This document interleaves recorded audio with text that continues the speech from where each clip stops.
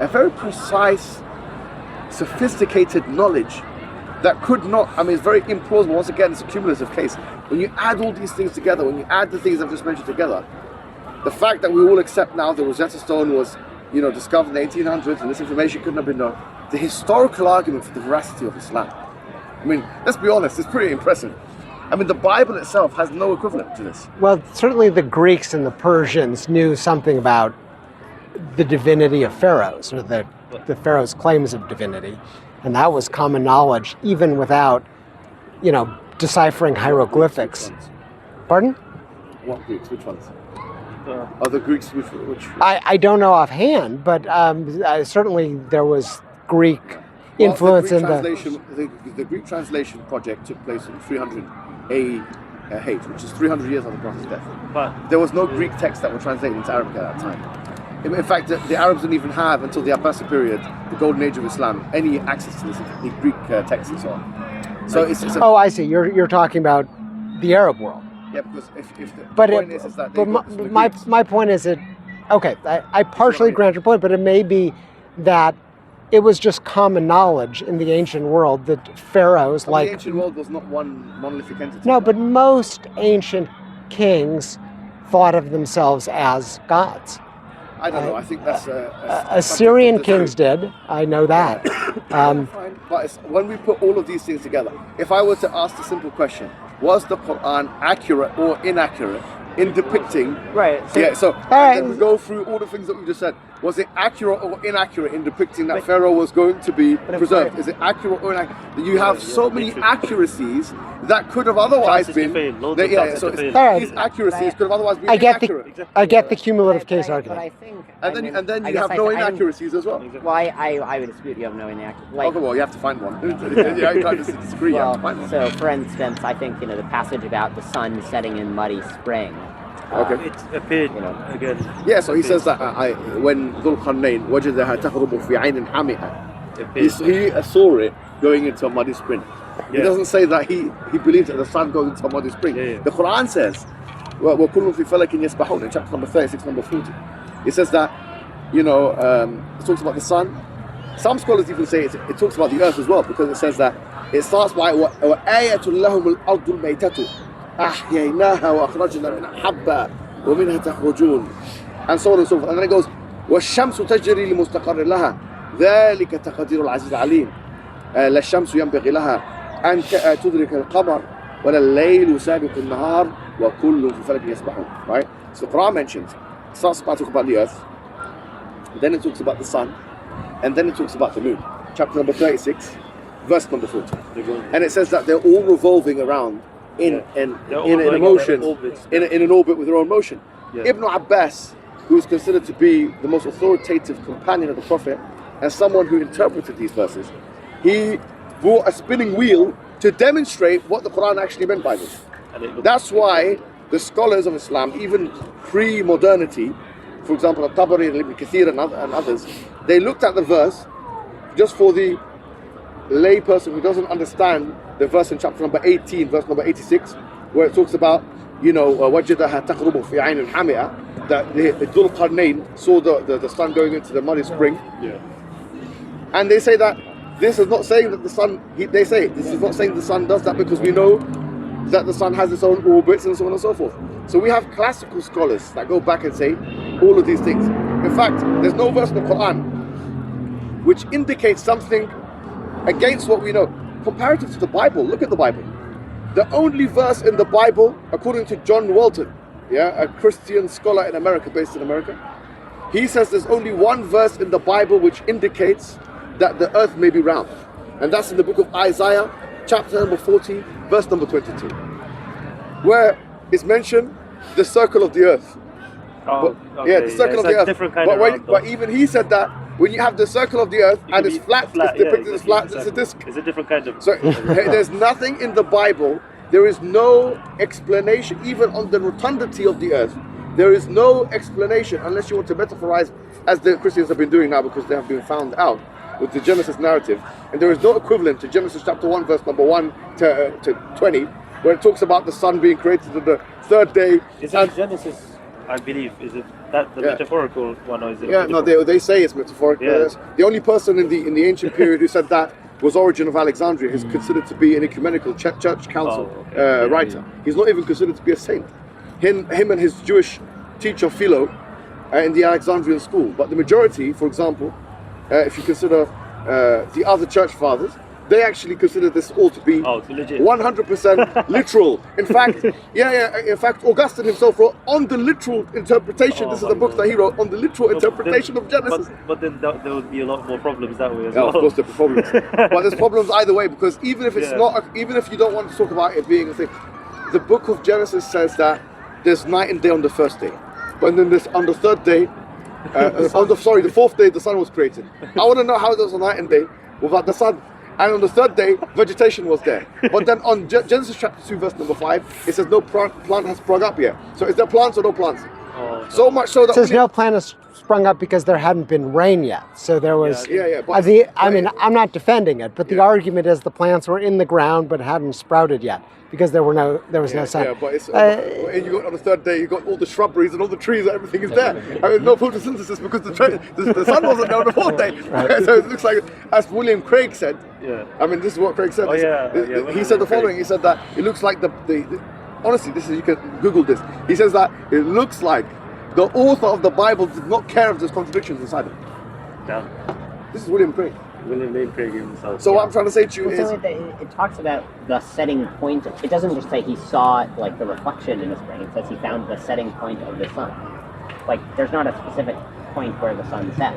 Yeah, all right. So as I mentioned, the Quran mentions in chapter number 39, verse number 5, يكور الليل على النهار ويكور النهار على الليل وسخر الشمس والقمر كل يجري لأجل مسمى.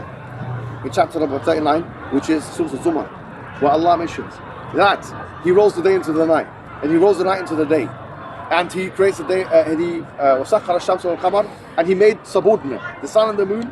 كل يجري لأجل مسمى. All of them are going to an appointed time. Now, Ibn Hazm, who is a... Wait, that they're all going to an appointed time, wasn't... No, but let me tell you what he said. Ibn Hazm, who's in the 4th century scholar, 400 years after the Prophet, classical interpretation of this verse, he says this indicates the earth is round. In his book Al-Fisal. Why does it? He says because there's no way, the word yukawiru comes from the word kura, which means ball. And you cannot have this motion, he says it's impossible, you cannot have this motion unless you have a ball.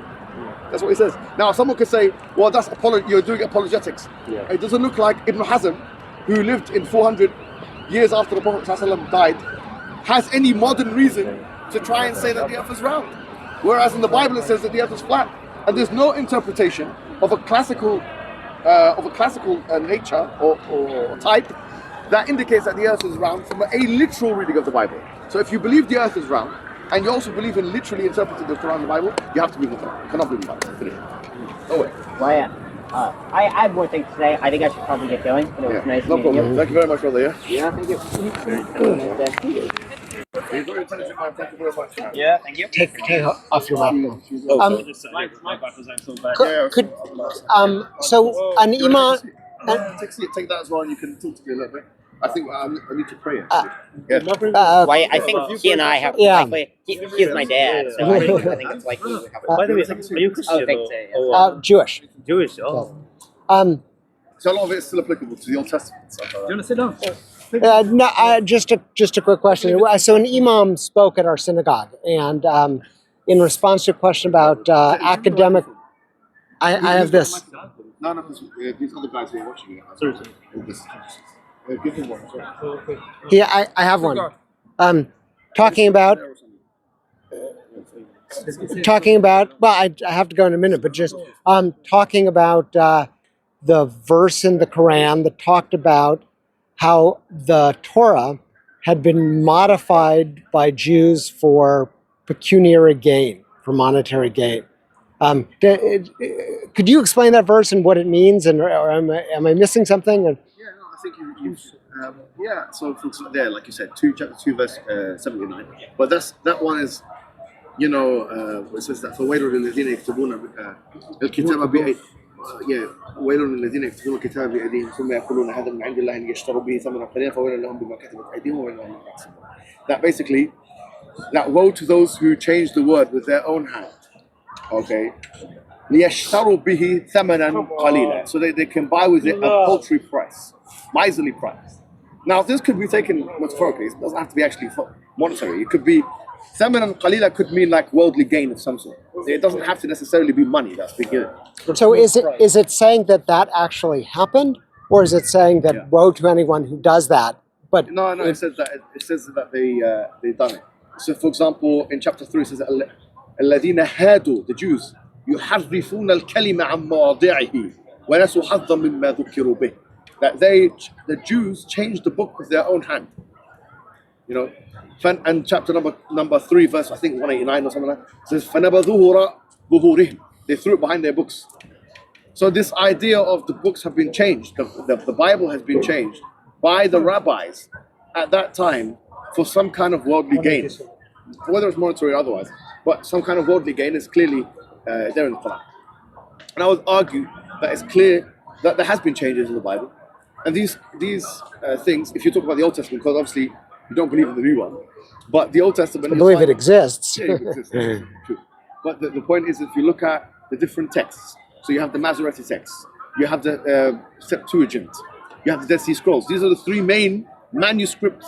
That's the Bible. No, we're talking about the Old Testament. Well, there's the Samaritan Torah. There is the Aramaic Peshitas. There's the but they're all different. The point is that they're all well, they're largely the same, but yeah, sure, largely the same, but there's huge, massive differences. Certainly in the Septuagint. Yeah, exactly. Because just for those who don't know, Septuagint is not even in Hebrew. It has to be translated out of Greek into Hebrew. And so you have a text here, which is basically another language. The Targums and the Peshitas are in Aramaic and Syriac, and so this is the kind of thing which when you look at the discrepancy. But that's not changed. So the Masoretic text is accepted as the authoritative Hebrew version. That is very closely matches with a handful of almost scribal errors. What we found in the Dead Sea Scrolls. The Dead Sea Scrolls had every book of the Bible except one, the Book of Esther. Not complete, but certainly fragments or parts of all of them. And for the most part, they are identical with a handful of scribal errors, copyist errors, that sort of thing. But I mean, you'd have to go back further than the Dead Sea Scrolls. But by the Jews, did he mean the rabbis, like of the Talmudic period? So there's lots of criticism of the Quran about those particular rabbis. They're even compared to donkeys. مثل الذين حملوا التوراة ثم لم يحملوها in chapter 62 Surah Jumu'ah. Criticism by the Quran of those rabbis. Okay. مثل الذين حملوا التوراة ثم لم يحملوها كمثل الحمار يحمل أسفارا. That is like a donkey with books on his back. Those particular ones. So the Quran has praise and dispraise of Jews. I mean, in fact, it's the only book, to be fair, that says that the Bani Israel, the children of Israel, were chosen people. I mean, it's the only other book that says that. Allah favored them. Yeah, favored them. But I'm just trying to figure out, is there any mention or commentary that discusses what parts of the Bible have been changed? There are indications. So, for example, the Prophet ﷺ told us that if a Jew or a Christian comes to you with the news, لا تصدقوه ولا تكذبوه. He says, do not believe them and do not disbelieve in them. Yeah? So, unless, now there's only one thing about that, which is that if it contradicts the Quran. So clearly, if something contradicts the Quran, it shows the error of that. So for example, let me give you examples. The story of Lot having sex with his daughters. That's something we would disagree, because we say that the prophets are infallible, and Lot is free from such a abhorrent and condemnable act. The whole story of Noah showing his nakedness to his sons, Ham, Sam, and Safed. And one of them... Well, he didn't show his naked... Ham uncovered his nakedness. Whatever, all of that stuff. Or for example, David as well, and all that. The adultery of Solomon. Noah was a victim, not a perpetrator. No problem. Maybe not Noah is not a good example. But all of these other things that we just said here. David. Like David as well. And yeah, exactly. So there's so many things like that. Sexual immorality is... You say that's not ascribable to the prophets. So why would the rabbis of the Talmud change the story of King David and make him less admirable? I mean, what gain would they have from that? That would say that the ancestor of the Messiah was a bad guy, not a good guy. That seems like an odd change to make. It does, and sometimes motivations of human beings are very difficult to ascertain. Fair enough. If someone had like a psychiatrist at the time that could come and say that why are these guys doing this, maybe they've been paid. Maybe some Roman came and said, you know what, to sell out your religion, they'll do this. Anything like that could very well be the case. It could be a religious hypocrite. It could be not actually committed to the cause of Judaism in that sense. It could be some person who's a hypocrite to the cause. He wants to destroy Judaism from inside. Several of them were martyrs in the Roman period. The story of King David is also repeated in the book of Chronicles as well as the book of Samuel. But I guess you could change them both. Sexual immorality, like, what is the reason why Lot had sex with his daughters? What do we get from that? What guidance do I get from that? The commentary is he was drunk and they tricked him and he thought the world had ended. So he was badly mistaken. Modern scholars say that it's, well, fair enough, that it's a teleological explanation. I mean, it's a way of sort of making fun of the two enemy neighbors of Israel, right? The Ammonites and the Moabites. Moab means from my father, and Ammon is, Ami is my father. So the modern explanation is that, I mean, it would be analogous to, in America, if, corny example, but I think it illustrates the point, if someone wanted to make fun of Mexico and Canada, they said, well, Canada got its name because they drank soft drink that made him stupid, can of duh, and Mexico, they were all mixed up, so they called it Mexico. So, I mean, it's sort of a corny wordplay. Right, but it's making fun of two neighboring countries. These two neighboring countries were enemies at the time of Israel, and so you have some of this. There's lots of stories in the Torah that are what scholars call etiological. That is, they provide an explanation for, not mythological. Might as well say this. So, for example, it has a spiritual meaning. I think we should get to it. Okay, so just to wrap up this point, and then I have to go. In Genesis, I guess 21, immediately before the Abraham sacrificing Isaac story, which there's a much less interesting story where Abraham and Avimelech make a treaty, and they name Beersheba, Beersheba. Beersheba means 7 wells, but also the 7 oaths. And so it's the origin of the name, but it's got a double meaning. So it looks like, it's not a lie, but it may be a mythological story, but it may have been accurate, but certainly an etiological story. That is, it is offered to explain where something came from. That's what they have to say, because a lot of the stories in the Bible, including, the Amalek and killings, genocides, and all these kind of things, they have to have some explanation for it. So they either metaphorize it, or they have to reject it. And so we've got these things in the Bible which clearly you can see the word of man has entered. Like, for example, Ezekiel, chapter number 23, verse number 21. So you guys know what I'm talking about. It's the porno, basically. It's talking about the penis and this and the size and this and that. I mean, what kind of moral guidance am I getting of that? If we were getting, what do you call it, Ezekiel 23:21, and someone brings that out and reads it, I mean, tell me if you would bring that and read it to your daughter, for example. Like You want to bring it? they describe the part like Ezekiel. donkeys. Oh no. Absolutely, yeah. All right. Well, thank you very much. It was nice chatting with you on that note.